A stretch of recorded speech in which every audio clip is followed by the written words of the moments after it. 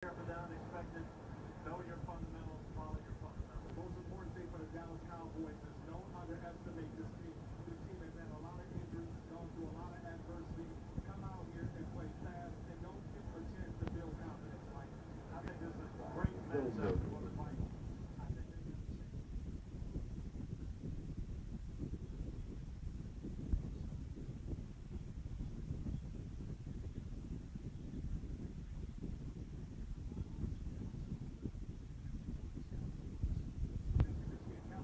Okay, so I don't know, those don't look like American heroes to me, and I don't know what kind of grown man beats up on 16-year-old boys, but it happens a lot. There's a lot of juveniles that get beat up by police. I see it all the time, and there was another occurrence just this week. That one in New York that we just saw, that actually happened in 2014. It took all this time to get through the court process. But this one just happened this past week. These officers were disciplined for it. They haven't been arrested or anything. It's now under investigation. But check out what these officers did to a juvenile. This police officer is suspended tonight and facing possible criminal prosecution after fellow officers corroborated a teenage suspect's claim of brutality. That's Coral Gables cop Andre Haman getting Officer of the Month honors in 2014. But here at Southwest 8th Street and 32nd Avenue, the cop allegedly acted with dishonor. He is accused of violently, repeatedly kicking a juvenile suspect who had wrecked out in a stolen car. The individual who was taken into custody by the Coral Gables police officers made mention to the officer that was escorting him down while he was in custody that he was battered by one of our officers.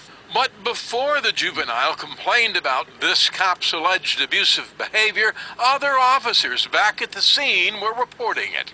I'm very proud of the men and women and for what they stand for, which is something that we believe in Coral Gables, that we all have to uphold, and no one's above the law no matter what.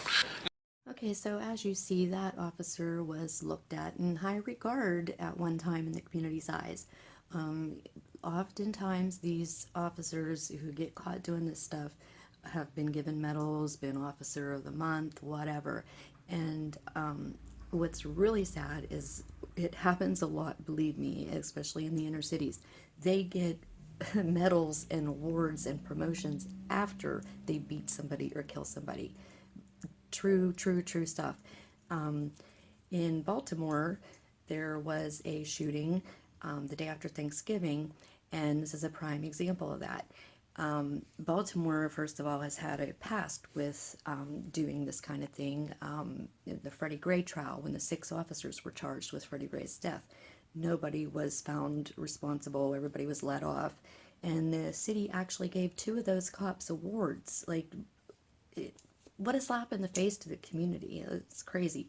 But anyway, this 2 cops that killed this homeless man for no good reason, they were publicly commended for doing a great job in keeping the community safe.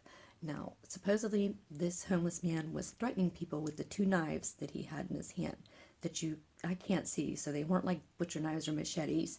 But let me just mention, since I said that police in England, it's on video where they disarmed a man with a big, huge machete using no weapons, no nothing, just talk and a little bit of wits. These motherfuckers just shoot and fire and they don't give a fuck.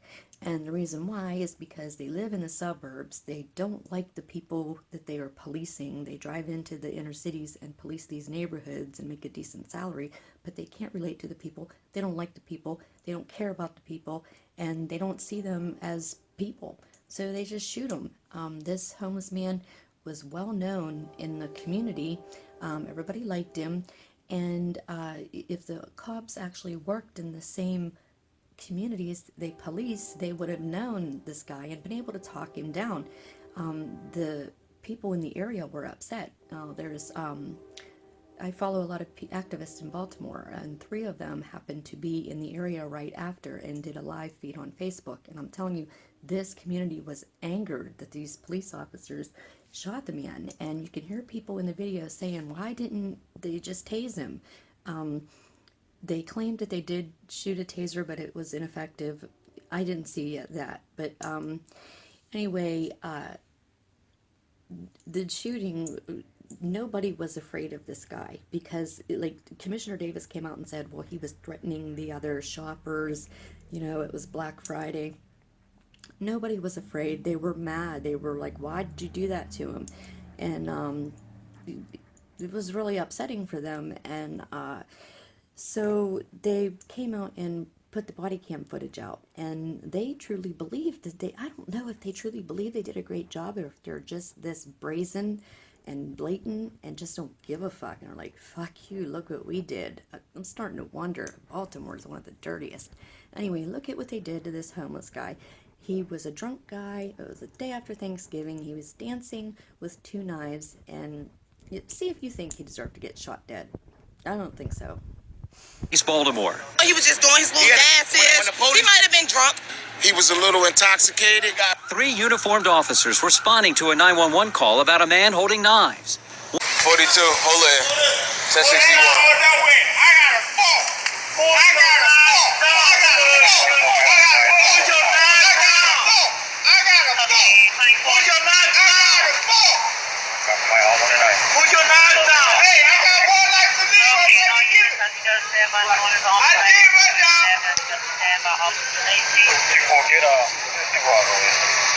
Put your knives down, man. We don't want to do this. Sir. Put your knives down. Sir. One more time. Put your knives down. Sir. What's going on? He got 2 knives. Sir, put your knives down. Drop the knife, sir. Who did I have this? Drop the knife, sir. Drop the knife.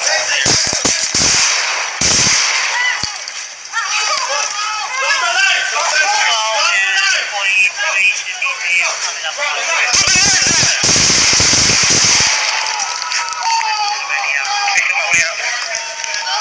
We got shots fired. He got shot. Got fire. Shots fired. 10-4, shots fired. Send the ambulance over. Send the ambulance over. He got shot.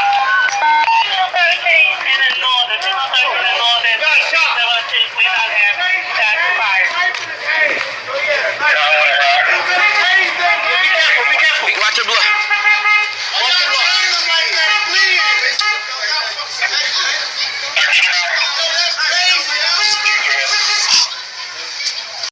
So what a bunch of swell guys. Not only do they shoot him when he's not even coming towards them, he's no harm to them at all, but after they shoot him, they handcuff him. Like, where's the humanity? This was a homeless, drunk guy, and it sounded to me, I don't know if you guys heard, it sounded like he was saying, I got a fork, I got a fork. Replay it. You'll hear him say it. That's what I think he's saying, but I don't know, he's drunk, he's mumbling. They should have known this. Anyway, moving on. There's more officers who are doing more beating up on people. Okay, so another officer in the news this week for beating up on people was Officer Escobar from the Orlando Police Department. He was criminally charged for beating up a handcuffed suspect. He was fired from the department. The chief publicly came out and, like, gave him hell and said, you know, we don't want nothing to do with him. He's fired. He broke policy for use of excessive force, and he lied on the affidavit. Well, the guy got on the stand in the criminal trial and lied some more and said he feared for his life. And even though the guy was handcuffed that he beat up and maced, he said he feared for his life, and the jury let him go because all they have to do is believe that their life is in danger. It doesn't make any difference if it's reasonable for them to think that, if it's like rational to me, you, the jury, as long as the officer says it, because he has a little piece of tin on his chest and took a 6-month little training course. His word, hey, I say I feared for my life, so you have to let me go, and that is what happens, and that's what happened here. But he was sued in civil court, and it was just a $15,000 settlement, which isn't a lot in these cases. It wasn't a very severe beating, but it was still illegal and unlawful and not right for him to do. He was breaking the law.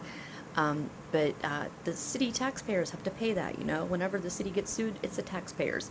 So, turns out, anyway, Monday, he was rehired because him and his union representatives took it to arbitration and fought for his jobs back. And a lot of times, these officers who commit dangerous crimes, a lot of times, will get their jobs back because there's so many loopholes and different rights and different rules that these officers have. They have a whole separate set of Bill of Rights, and they have different little union things, and they get their jobs back. It's unbelievable to me, but it's the way the system's set up.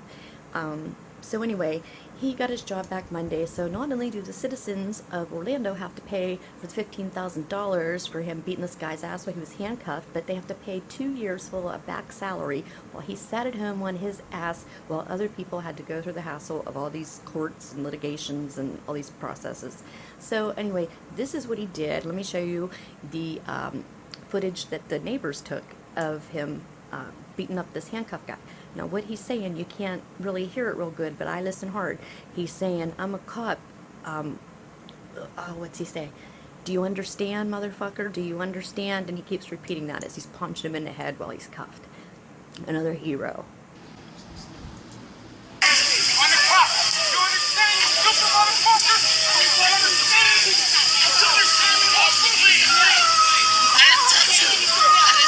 I know you didn't touch him. I'm recording it. Let me correct myself. I was wrong. He said, do you understand, you stupid motherfucker? So here's footage of the police chief publicly firing him and saying how, you know, he's not cool at all with what he did, and this was intolerable, right before he had to rehire him. Which include standards of conduct, use of force, treatment of prisoners, obedience to laws and department regulations, and false reports. Therefore, effective today, William Escobar was terminated from the Orlando Police Department. All right, so here's Officer Escobar. He gives an interview to a local news channel, and he explains why he feels he was fired. Pretty interesting. In my personal opinion, I felt like it was politically motivated because of the national atmosphere or the outlook on law enforcement at that time.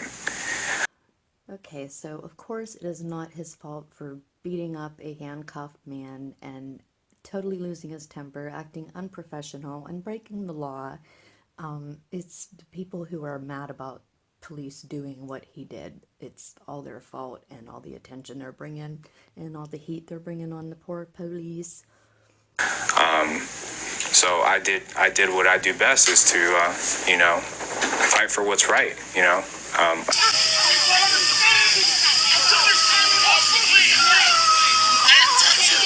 Okay, so